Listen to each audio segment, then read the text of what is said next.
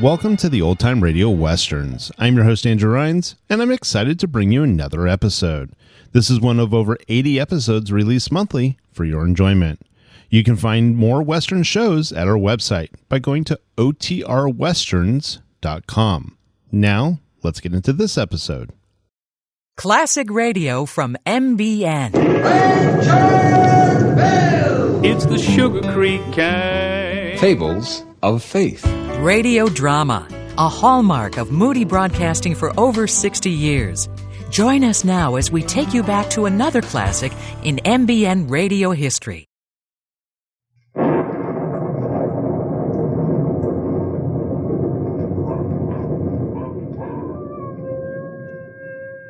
Ranger Bill! Warrior of the woodland!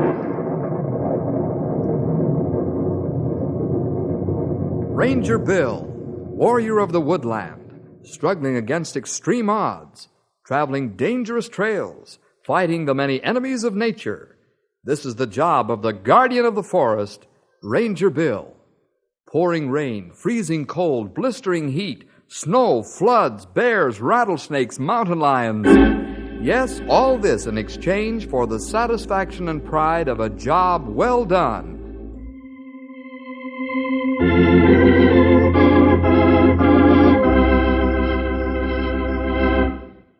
Every year at this time, Bill goes to the State University to lecture. Bill's lecture is given to the student body as a whole, but it's directed toward those studying geology and anthropology. The lecture is on the science of staying alive in the mountains and forests. You see, many of the students go into the mountains and forests to gather material firsthand under the leadership of competent guides and with the rangers constantly checking on their well-being.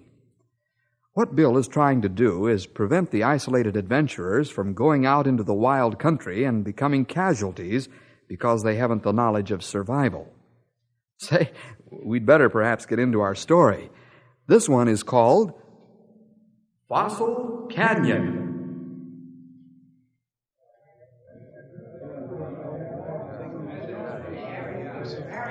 We're ready to begin the second hour of your lecture, Bill. That's fine, Dean Sands. How's your voice holding out? Well, as long as this pitcher of water holds out, I'll be able to keep my windmill running all right. Who ever heard of a windmill run with water? Yeah, you're looking at one, sir. I hardly think that. But I'm enjoying your sense of humor.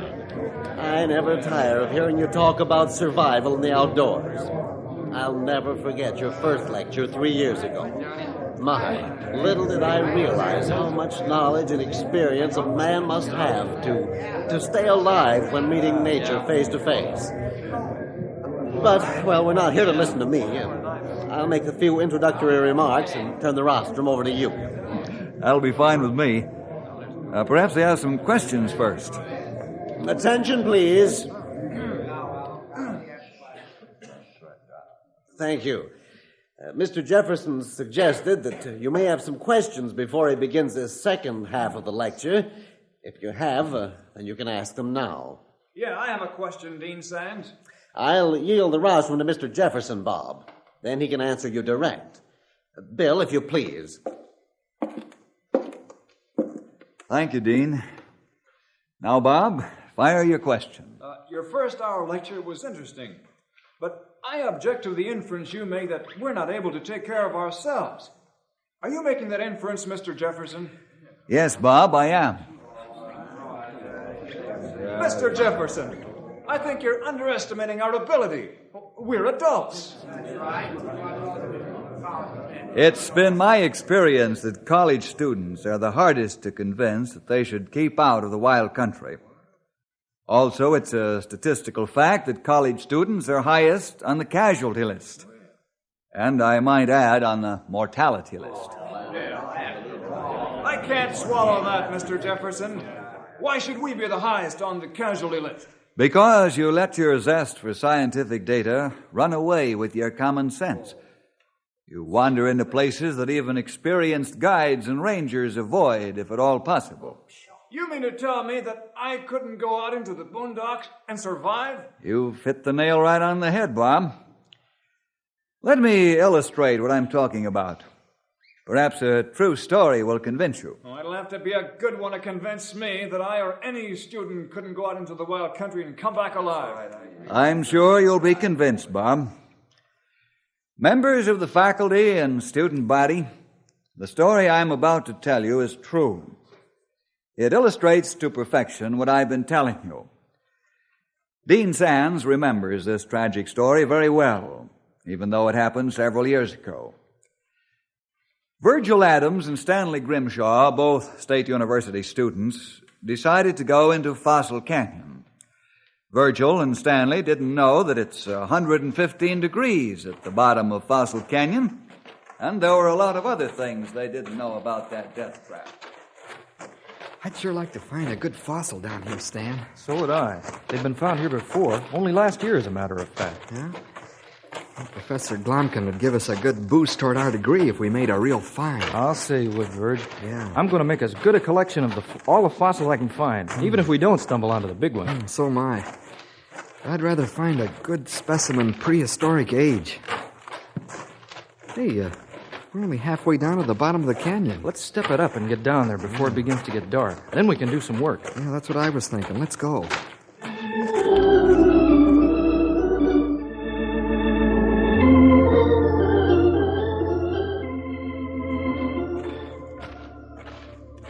What's the matter, Stan? Guess it's the heat, Verge. I didn't think it was this hot down here. I didn't either. I'm beginning to feel the heat myself. Look at my shirt. It's wringing wet. Let's stop and rest a while. Yeah, sure. I could use a rest, too. Boy, there isn't a breath of air moving down here at all. You said it. We've still got another third of the way to go.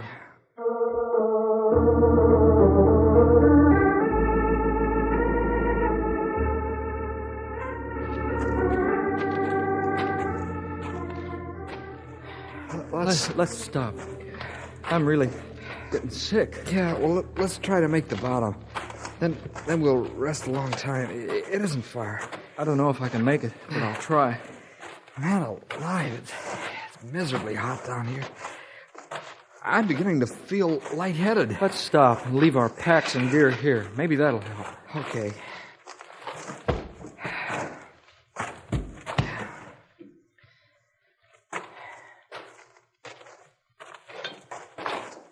Feel any better, Stan? No. You? No. Hey, Stan, let's try to cross the canyon and get in the shade. This sun is terrific. Go ahead. I'll follow you if I can.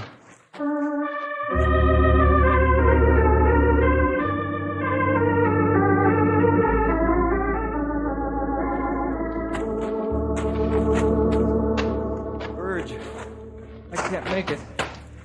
I'm gonna faint. Verge, do you hear me? I hear you, Stan. You gotta make the shade. I can't help you because I can hardly stand on my feet myself. I can't see you, Verge. Verge, I can't make it. Help me. Don't leave me out here in the heat and sun. Oh. Stan, try to get up. You hear me? I'll try to help you. Where are you, Stan? Stan, I can't see you. Water. I gotta get water.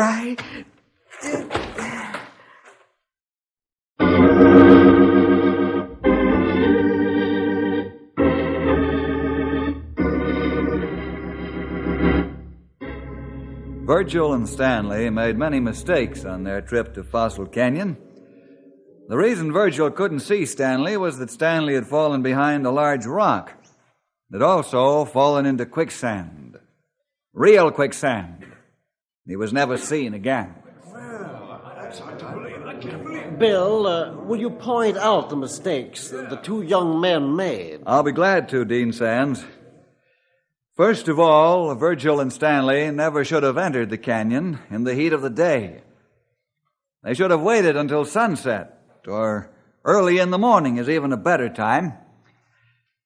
Dean, I think continuing the story will drive home the mistakes more strongly than if I were to talk on them now. Perhaps you're right, Bill. Do as you wish. Thank you.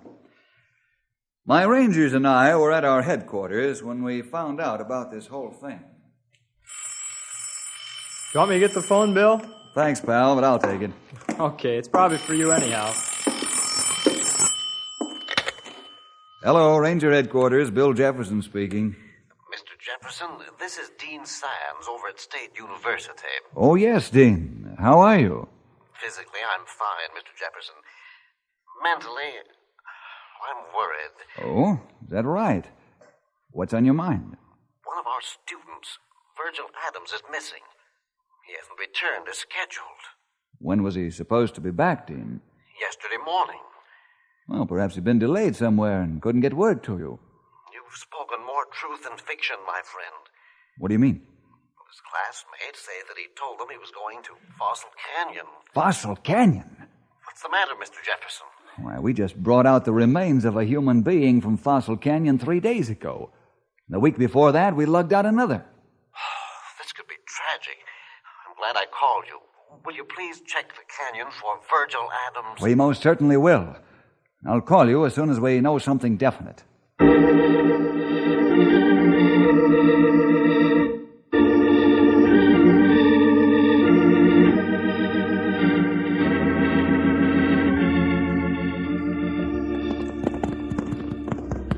Bill, you got an angry look on your face.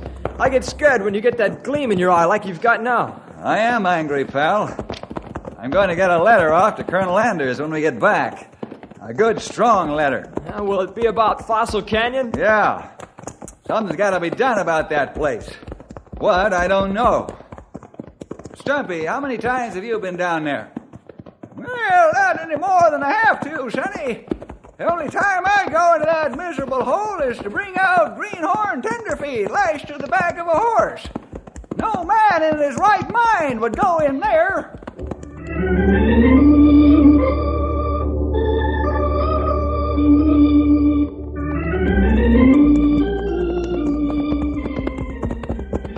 Here's the canyon rim. Let's hold it up, fellas. Oh, boy. Now scan the canyon floor with your glasses. You might see Virgil and save time. That's plenty of good idea. Yeah, there's lots of rocks and boulders down there that could hide him. You said a mouthful there, sonny. But as big as the canyon is, we might spot something that'll tell us where he's at. Well, I don't see anything. How about the rest of it? I can't see anything but rocks and more rocks. That goes for me, too. Lots of rocks, but no human being. You spotted something, Grewel? There. Vulture flying over top of canyon. Oh, yes, I see him, too. Look to your rifles, fellas. We got to keep these terrible birds off the ground. If you see him dive, then open fire. No, boy, you said it, Bill. Those birds give me the shivers. They only fly around the dead. Let's go! Get him up, Come on, McCombe! Let's take it easy going down, fellas. When we get to the bottom, we'll stop and rest before going on. It's 115 degrees down there.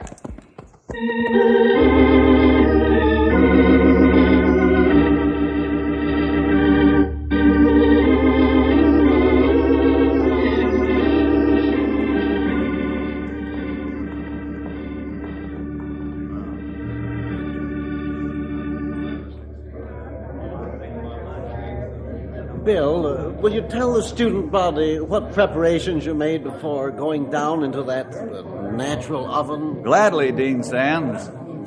First of all, each man had 4 canteens of water, 2 for himself and 2 for his horse. If needed, a third one could also be used for his horse. The horse is doing all the work and needs the water.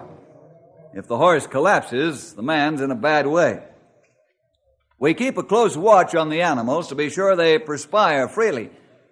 That's a healthy condition and means that their bodies are cooling. On the trip into the canyon, we stopped frequently and rested the horses. Also, each man swabbed his animal's mouth to keep it moist. We kept our sun helmets pulled down, our sunglasses on, and our shirts buttoned up to the neck to keep the sun's rays off our bodies, especially the backs of our necks. After about 2 hours, we reached the bottom of the canyon.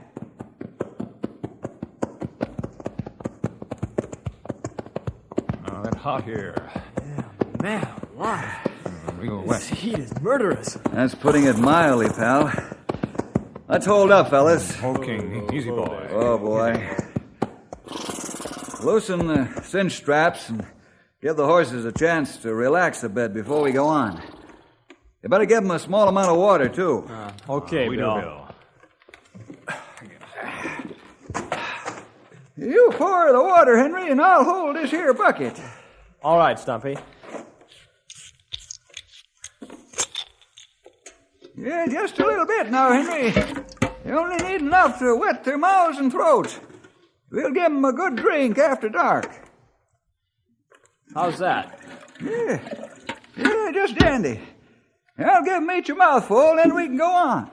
Bill, I not see any signs of man here yet. I know. I've been looking around, too. Actually, we're not sure Virgil's down here. The dean said it's only supposition. But we'll have to look thoroughly anyhow. Not right. All right, let's get ready to ride, fellas. Henry and I'll take the west end of the canyon, and you two take the east end. Give a yodel if you find anything. We do. All All right, right, we'll Sonny. get right at it.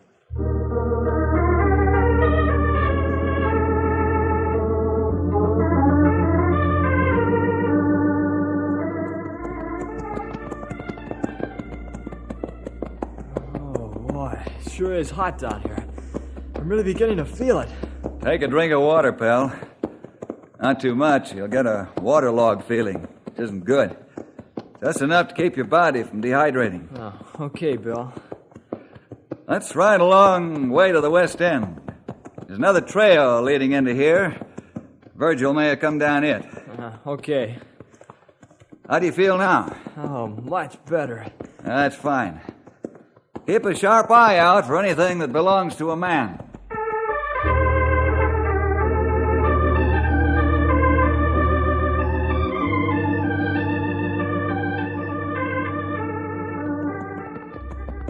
We find nothing, old-timer. I'm glad for that. Yeah, me too, young feller. It's so hot down here that I could fry an egg on my saddle horn.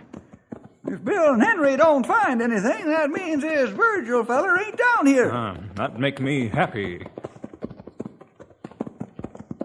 Hello! Stumpy! Grey Wolf! Hello! We found him! Okay, Bill. We hear you. Guess we talked too soon, Grey Wolf. Not what I'm afraid of. We better ride and join Bill and Henry.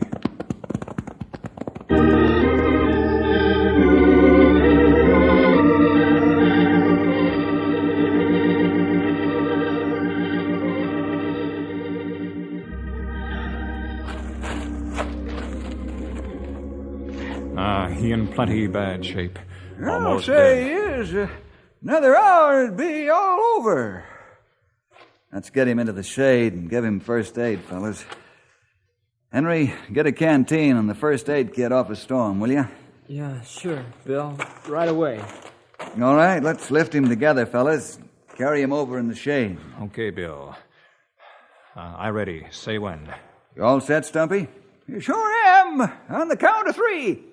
Okay, 1, 2... Help, Bill! I'm stuck in quicksand! Quicksand? Let's go, fellas. Help! Help! Quicksand! Help, fellas! Fellas! Help! Henry, don't move. Right. You'll go down faster. Grey Wolf, Stumpy, hold my feet. I'm going to stretch myself out and grab him. Okay, make it fast, Bill. Not real quicksand. Hurry, Bill! Keep your arms up so I can grab him, Henry. He sink plenty quick. I'll start to sink myself soon. When I grab Henry's hands, you fellas pull away. I'll have to hold my breath because my face will be in the sand. We do that. Couple of inches more, Bill.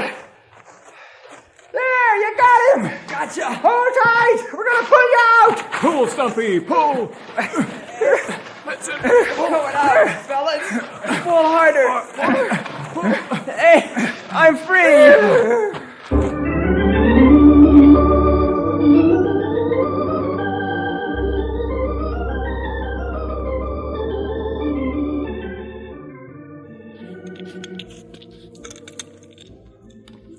How your face feel now, Bill?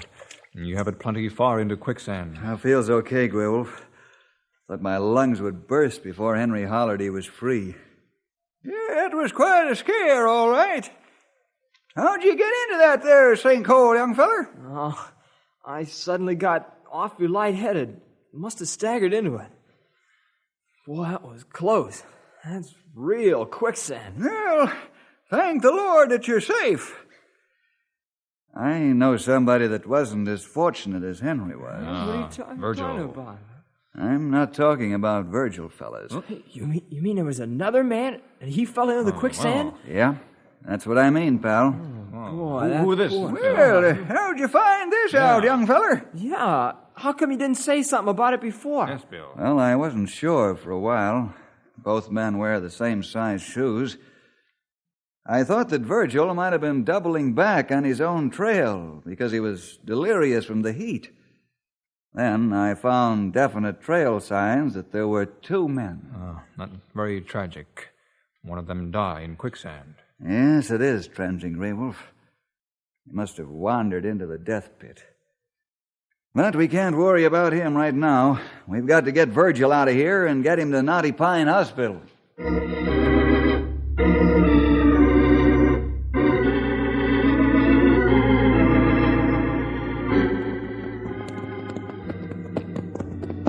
Boy, am I glad to get out of Fossil Canyon. That place gives me the creeps. It even smells like death. Yeah, you can say that again, youngster. That there hole in the ground reminds me of an open grave. Hold it up here, fellas. Whoa, Storm. Oh, Matilda!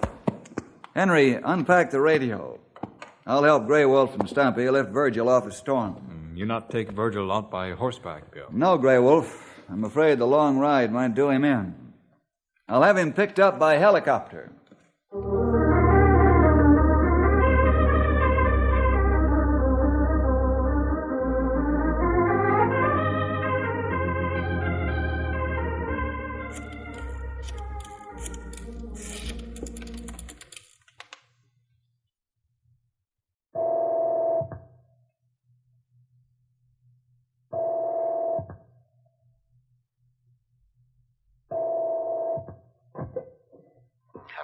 Dean Sands speaking. Dean, this is Bill Jefferson. Yes, Mr. Jefferson. Have you found him? Yes. He's in Knotty Pine Hospital right now. We flew him back by helicopter. The doctor says we got to him just in time. Oh, thank the Lord for that. Are you going to be at your office for an hour, Dean? Well, I was going home, but I can wait for you. Will you please? It's extremely important. While you're waiting for us, will you find out if anybody else went to Fossil Canyon with Virgil? I certainly will. I'll see you in an hour. Right. Goodbye. Let's pile into the car, fellas. We're going to college.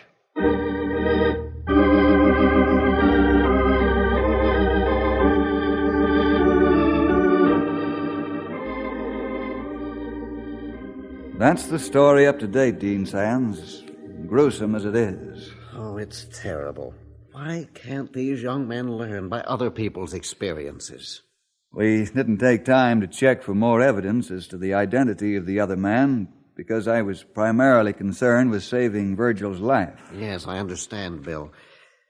I began checking carefully after you called, and I find that Stanley Grimshaw is missing. Oh? Whether or not he went with Virgil can't be determined. Thanks, Dean. We'll check with the hospital and let you know what we find. Perhaps we can talk with Virgil.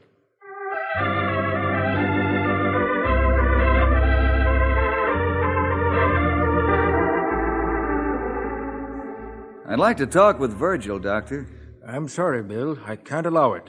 But I thought you said we got to Virgil just in time. I'm sorry I made a misleading statement, Bill.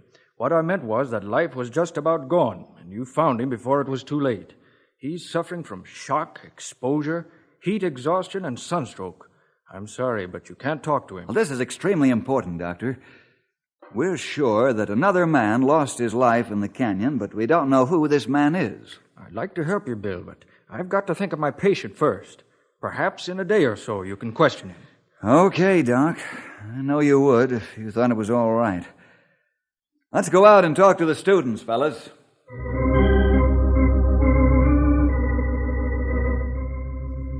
Say, young feller, can you tell me if Stanley Grimshaw hung around with Virgil Thompson?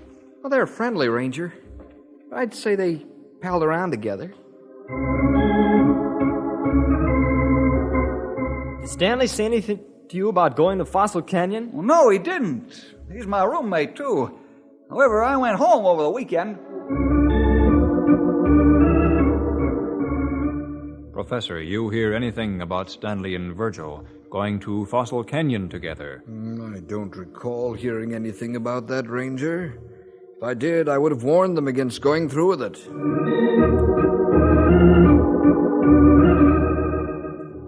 We're up a tree, Bill. Nobody knows a thing about those two. What now?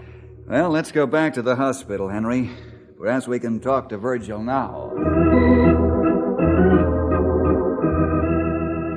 I'm sorry, Bill. Virgil's not responding the way he should. I'm afraid it'll be 3 days before he's out of the woods. Okay, Doc. But we can't wait 3 days. Fellas, let's saddle up and go out to the canyon and do our own sleuthing.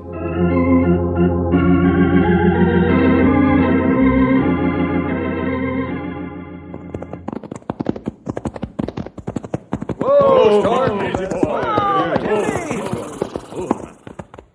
Well, Virgil and Person X had horses when they got here, fellas. That's right, Sonny. But they let the horses get away. Those two fellers are real tenderfeet. 2 men get off horses and walk down into canyon. Yeah, I wonder why they did that. They should have ridden down into the canyon. Well, perhaps they weren't experienced enough to handle the horses on a steep downgrade. Let's ride down and watch for some of their gear along the way.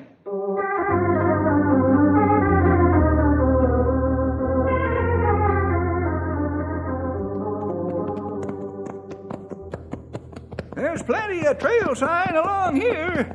Shouldn't be hard to find some of the gear. You plenty right, Stumpy. Hey, look up ahead there. There's some gear alongside the trail. Come on, Get him, Come on, Matilda. Come on, boy. Whoa, Matilda. Oh, boy. I'll take this pack. Stumpy, you take the other. Henry, Grey Wolf, look through the other gear. Okay, we'll look through this. You hold it. I found something, I think. Yeah, what is it, Bill? Here's a notebook with a name in it. Stanley Grimshaw.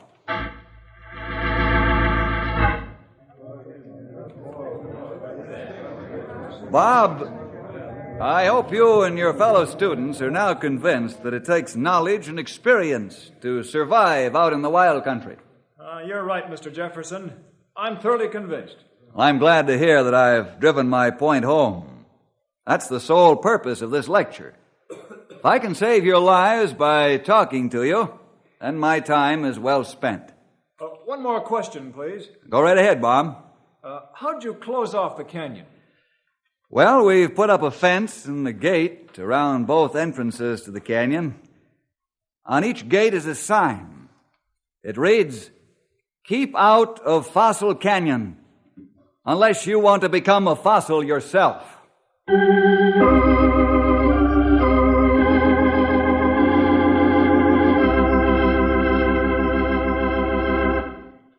That's really sound advice, Bill.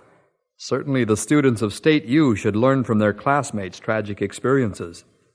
I know that I wouldn't go into Fossil Canyon if I was paid to do it. See you next week for more adventure with Ranger Bill!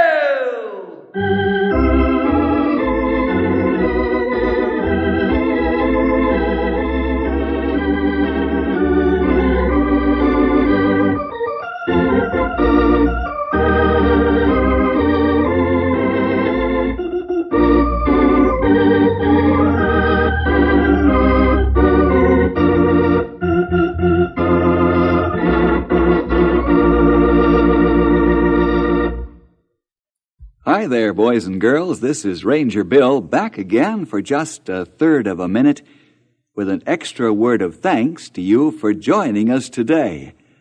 Hope you'll team up with the Rangers every week at this time when your local station gives us this chance to get together. See you then.